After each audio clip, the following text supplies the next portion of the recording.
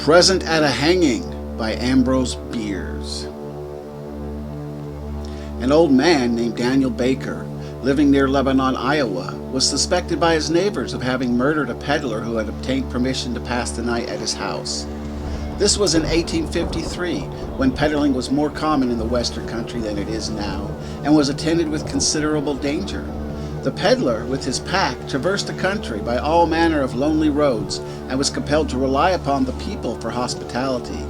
This brought him into relation with queer characters, some of whom were not altogether scrupulous in their methods of making a living, murder being more acceptable means to that end. It occasionally occurred that a peddler with diminished pack and swollen purse would be traced to the lonely dwelling of some rough character and never could be traced beyond. This was so in the case of Old Man Baker, as he was always called. Such names are given in the western settlements only to elderly persons who are not esteemed. To the general disrepute of social unworth is affixed the special reproach of age. A peddler came to his house, and none went away. That is all anybody knew.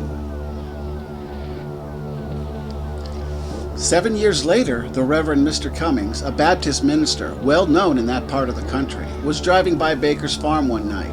It was not very dark. There was a bit of moon somewhere above the light-veiled mist that lay along the earth. Mr. Cummings, who was at all times a cheerful person, was whistling a tune, which he would occasionally interrupt to speak a word of friendly encouragement to his horse.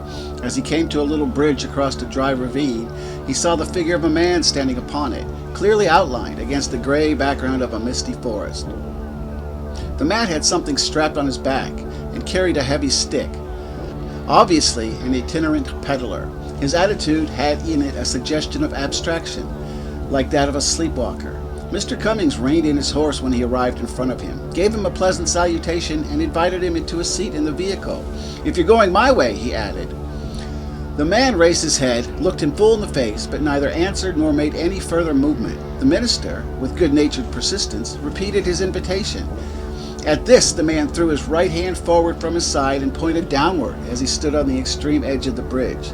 Mr. Cummings looked past him, over into the ravine, saw nothing unusual, and withdrew his eyes to address the man again.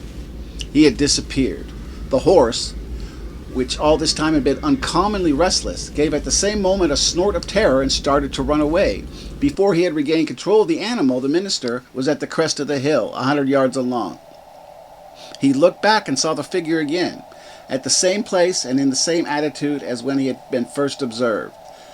Then, for the first time, he was conscious of a sense of the supernatural and drove home as rapidly as his willing horse would go. On arriving at home, he related his adventure to his family, and early the next morning, accompanied by two neighbors, John White Corwell and Abner Razor, returned to the spot. They found the body of Old Man Baker hanging by the neck from one of the beams of the bridge, immediately beneath the spot where the apparition had stood. A thick coating of dust, slightly dampened by the mist, covered the floor of the bridge, but the only footprints were those of Mr. Cummings' horse. In taking down the body, the men disturbed the loose, friable earth of the slope below it, disclosing human bones already nearly uncovered by the action of water and frost. They were identified as those of the lost peddler. At the double inquest, the coroner's jury found that Daniel Baker died by his own hand while suffering from temporary insanity, and that Samuel Moritz was murdered by some person or persons to the jury unknown. Okay guys, thanks a lot. I appreciate it. Goodbye.